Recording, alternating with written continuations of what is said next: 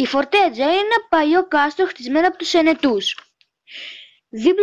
δίπλα στη θάλασσα. Έχει γύρω-γύρω γωνιακά τείχη και πάνω στο τείχη πολεμίστρες.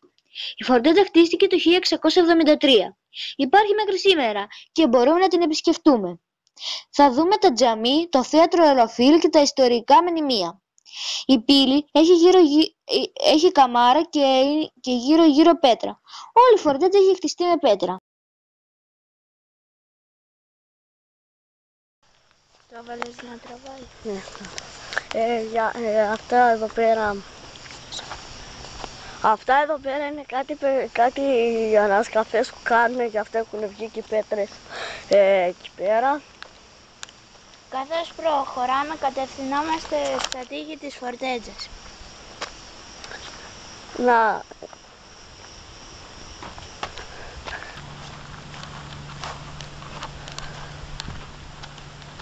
Καθώς προχωράμε στα τείχη θα φαίνεται και το ρέθιμο, γιατί τα τείχη είναι ψηλά χτισμένα και τα χτίσανε έτσι ψηλά για να προσέχουν τις επιθέσεις που θα τους κάνουν.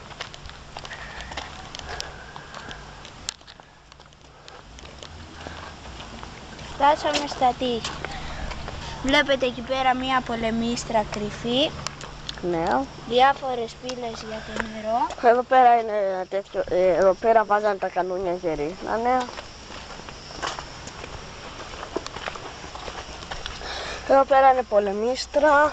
Αυτές εδώ είναι πέρα πολεμίστρες που βάζανε τα όπλα τους και ρίχνανε.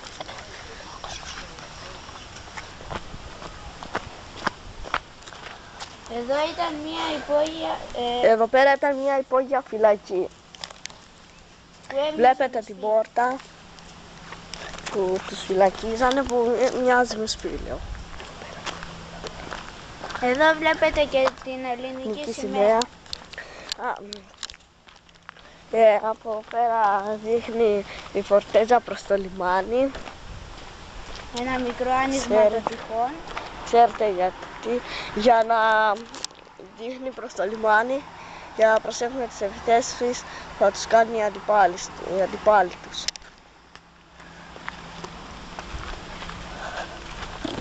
Καθώς προχωράμε θα μπούμε και σε μια κρυφή πολεμίστρα, η οποία έμπαιναν 3 άτομα. Είναι από εδώ πέρα, βλέπετε τούτο πέρα το κτηριάκι, το μικρούλικο. Αυτό. Από εδώ πέρα ρίχνανε προς το λιμάνι, από εδώ πέρα προς τα τείχη. Και εδώ πάλι μια μικρή πολεμίστρα. Κρυφή. Δείτε πως είναι στο ταβάνι.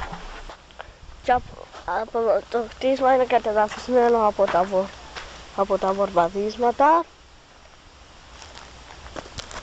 που του ρίχνανε, που το βορβαδίζανε. Από εδώ πέρα βλέπετε κάποιες ανασκαφές που κάνουνε.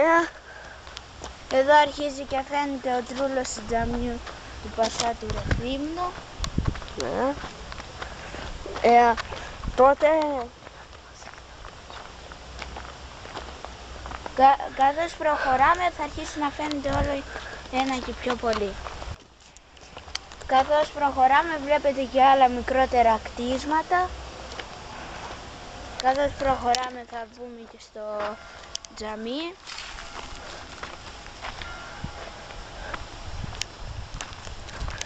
Τώρα πάμε προς το τζαμί.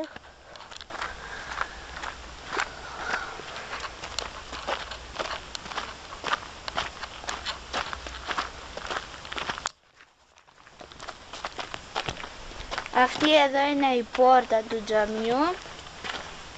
Δείτε πως είναι μέσα.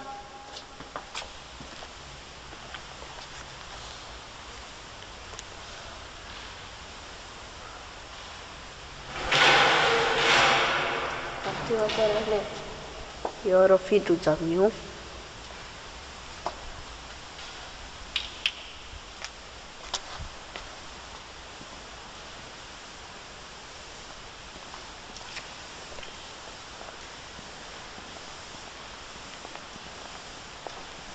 Τώρα πάμε στο σημείο όπου καθόταν ο βασιλιάς.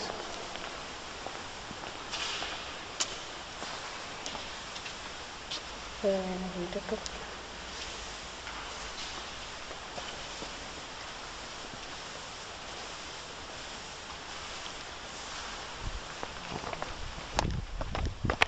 Βλέπετε κι άλλα μικρότερα κτίρια.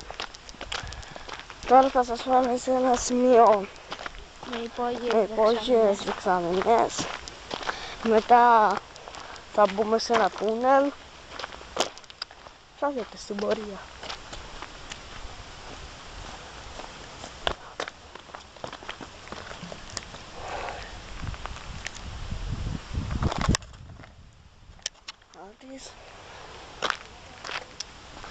Δείτε από κάτω πως είναι.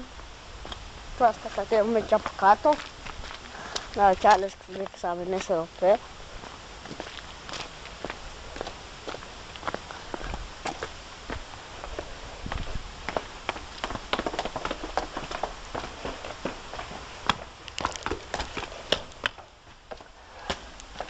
Εδώ μέσα είναι μια αίθουσα όπου την είχαν βορβαδίσει και έσπασε το πάνω. Ορίστε εδώ μια κινητή φυλακή. Μια κινητή φυλακή. Ελάτε από εδώ να σας δείχνω και κάτι άλλο. Ορίστε εδώ είναι κάποιες βενετσιάνικες καμάρες. Ό,τι βλέπετε.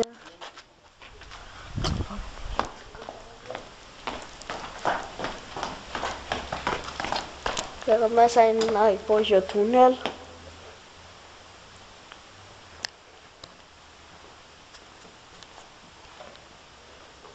Είχαν και πυρσούς για να ανάβουν φωτιά να βλέπουν μέσα, για να μπορούν να προχωρήσουν.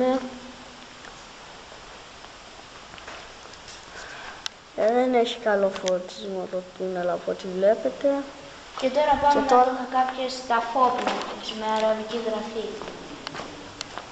Δεν αφήνουν να μπουν μέσα, αλλά θα μπορέσουμε να τα δείξουμε από τα κάγκελα.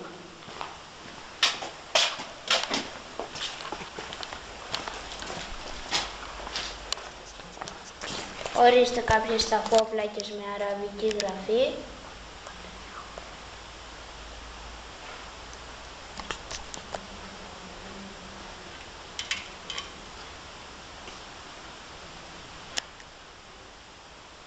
Βλέπετε έχει και κάποια μικρά σκάφη και κάποια κοιονόκρανα.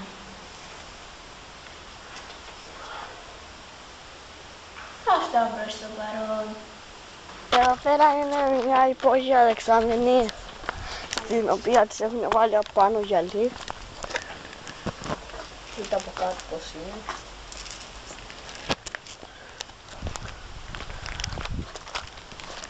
Εδώ πέρα ένα σπήλαιο.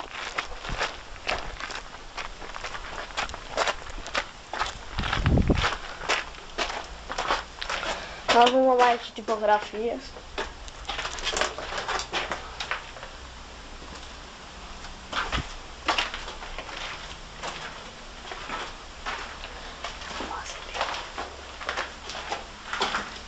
Δείτε πως είναι.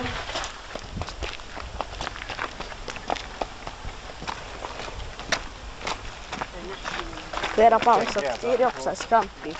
Δείτε από την πυραμίδα, μοιάζει σαν πυραμίδα.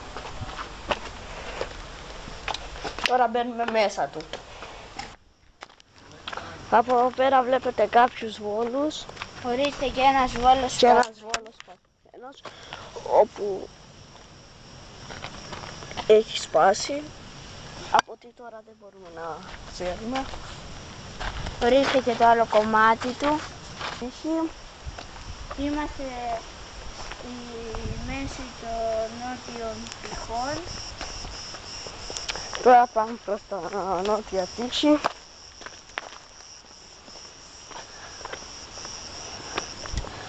Δείτε πως είναι από κάτω.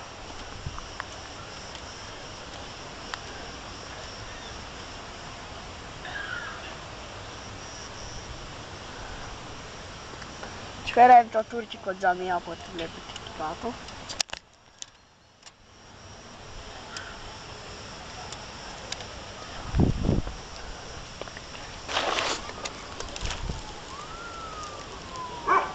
Δείτε εδώ πέρα πως είναι.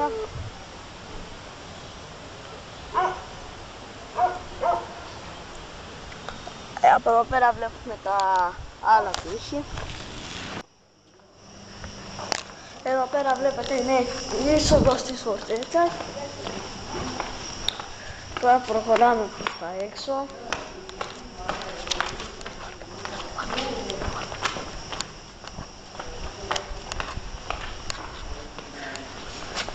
Δείτε πως είναι απ' έξω.